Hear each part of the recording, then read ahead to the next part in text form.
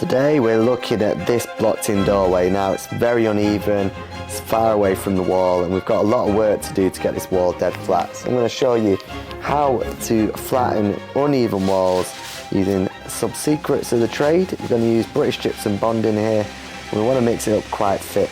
Now the aim of this, and the reason we're using this, is because we're working onto plasterboard. Now plasterboard is a background with not much key, and that's why you have to use British gypsum bonding.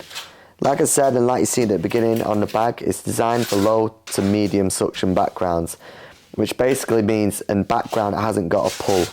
The opposite of that is brickwork. Brickwork's got a high suction rate, which means it's going to rip all the moisture from the plaster or whatever you put onto it. Plasterboard is the opposite. So we're using bonding to build out this whole area, and the first rule about getting walls dead flat is the fact that you're not going to do it with a trowel.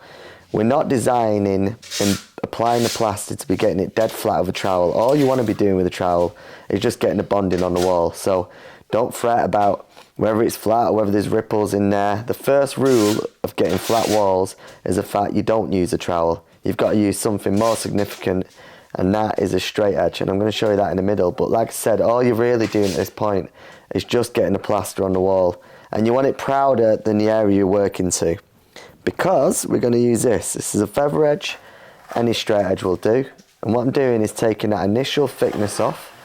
So I'm just ruling it, getting all the blemishes off from the top, and then the more you do it, you want to be putting pressure, pushing more pressure to the background in front until you eventually have a flat wall. So let me explain. I've took the initial flat layer off, the top layer, sorry, and now I'm pushing towards the outer edges of the wall. That means as I get closer and closer to the surrounding walls, it means that I'm going to take more and more plaster off. That's why I do it in sections, because basically you're going to end up to the point where you are touching your rails either side, and that means you're flush. The next point, you're going to be some areas which have got low spots. Now, ideally, if you have the plaster higher, then you don't have to come back on yourself, but it always happens, to be fair. You're always going to have some spots to fill, and that's what we're doing right now. So you've always got low spots, and that's when you fill them in, and you deal with the outer edges at the top. And all we're going to do is again put the plaster on proud in them low spots. You don't be messing around trying to get it with a trowel. You're not going to do it. Now here's something.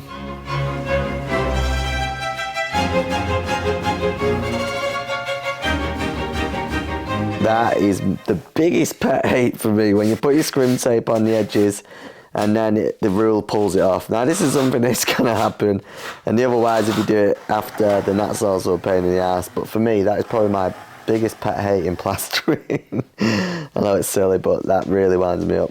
Anyway, back to the wall. What we got now, the other rule is no wall is ever that flat. It's never perfectly flat. The problem is with this is I was worked to a raised area. Now it was an old doorway, and that section wasn't perfectly flat. So what I've got to do now is, with the plaster, taper it out to the existing wall so then I can skim it all together. But in reality, unless you're doing a wall from scratch, it's never that flat. Now what we're looking at now is timings. We don't want to start the next stage until we're like this. This wall is firm to the touch and it's not leaving an indentation. Now the secret to this is, if you want to speed up the setting time of bonding, just use dirty water. This literally set within 15 minutes of application because I use dirty bonding water. So if you've got a little patch and you want to speed it up, then use that. Now this is a devil's float. It's basically a float with some screws in. And what we're doing is we're pushing the float flat to the surface as it's hard to the touch. It's going to do two things. It's going to leave a key, a mechanical key to the top coat to sit on. And because the float is flat and we're pushing it flat to the wall, that's going to take off any high spots and fill in any low spots. That's why you use a float in rendering and bonding with hardwall. That's why we do it, because not only does it leave a key in the form of scratch cards for the top coat, but it also actually flattens the wall. So that's another secret. Using a float doesn't just make the wall mechanically bond into the top coat, it actually flattens it as you go. So for me, it's a good rule of thumb, and it's just good practice, because if you ever move on to this and start doing rendering, or if you move on to any work where you've got to do solid plastering, then that is key. Now this is dry, like I said, it dried in about 15 minutes. I applied PVA, a nice thick coat of PVA to the bonding, and you want to plaster it when a PVA is still tacky. Now, bonding as a product is quite porous. It actually, even though it's designed to work on medium to low suction backgrounds, bonding once set turns into a high suction background. That means it likes to drink all the moisture from your plaster when you put it on top. So you want to give it a good drenching of PVA just before use, especially if you're brand new to plastering, because bonding will suck all the moisture from your plastering, which means two things.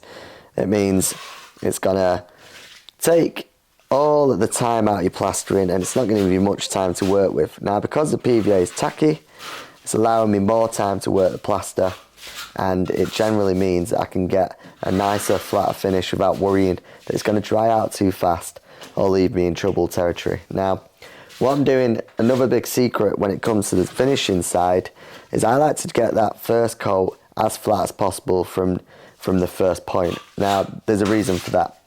Because we're working on a background like British gypsum bonding, which again is quite porous, you want to make sure that that first coat is as flat as you can possibly get it. You don't want to have loads of ripples showing, loads of high spots, because what happens if that turns, it's just going to give you so much more work to flatten and get them discrepancies out. So you want to be getting it as flat as possible even during application. Or just use one of these. It's a speed skim. It's not actually a speed skim, it's Rafina's own version. It's the X Skim, which I love, by the way. I think it's a solid bit of kit. And if you put a gun to my head and said which one's better between the two, I'd definitely say the Rafina one. So that's a video for another day though, I suppose. What I'm doing is ruling it both ways. So I went horizontally, and I'm also going vertically. The big secret in plastering, if flat walls, is the fact that you have to go both ways. You can't just work a rule or a straight edge or a speed skim or a trowel. You can't just work one way, because what happens is you're never going to get a truly flat finish. So when you are plastering or rendering or any form of getting a wall flat, you need to work both ways on the plaster, horizontally and vertically. So I'm applying vertically here. So at the moment, especially the first stages of plastering, it's very biased. You do a lot of vertical movements. You apply upwards generally.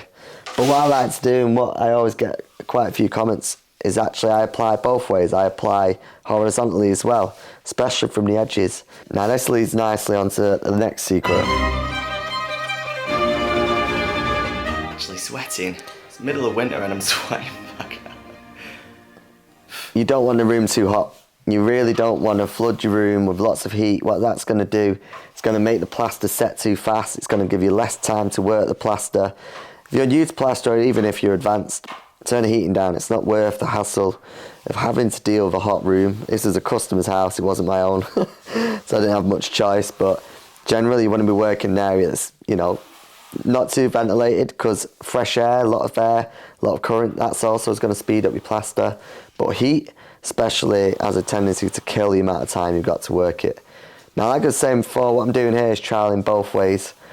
I'm working left to right as well as up and down, and what I'm doing is, because it did set quite fast, luckily I did the precautions at the beginning to make sure that I got the plaster on flat to begin with the speed skim, but it still left me a bit of time to try and flatten any areas where it's set a bit faster than what I'd like. So what I'm doing is I'm pushing it both ways. I'm trialing vertically as well as horizontally, and eventually finishing with this, which is a cross trowel. Now, again, predominantly in plastering, you do a lot of vertical movements. I always like to, towards the end, is finish the plaster with a cross trowel. Now that just means that if you had any areas which were high or any lines were showing because you kept troweling vertically or applying a plaster in a vertical motion, then hopefully what this will do, especially towards the end, is one, give it a nice polish, but more importantly, flatten any little ridges that were left behind from the beginning stages of plastering. Ideally, you want to be doing this sooner. You want to be cross troweling in the middle of a hit. You don't want to just doing it at the end like I am, because what happens is if you do it at this stage, this is the second to last stage of plastering, it's usually too late. But the water and the fact I'm using water with the brush just means it's going to give you that extra edge to eliminate any upright ripples that might have come through. And that's it.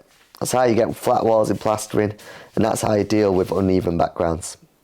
Now in this video we're not going to show you the full process of plastering, but if you want to find the most efficient way to plaster a wall, which is where I'm going to use the same mix of plaster for 2 coats, and click this video on the left. I'm going to show you the full process on how to plaster a wall, but I'm going to show you how to do it with speed, whilst getting top class results and making sure that your finish stays on point, whilst keeping on time with saving lots of energy as well. So click that video on the left, I'll show you the full process there, subscribe on the right. Cheers.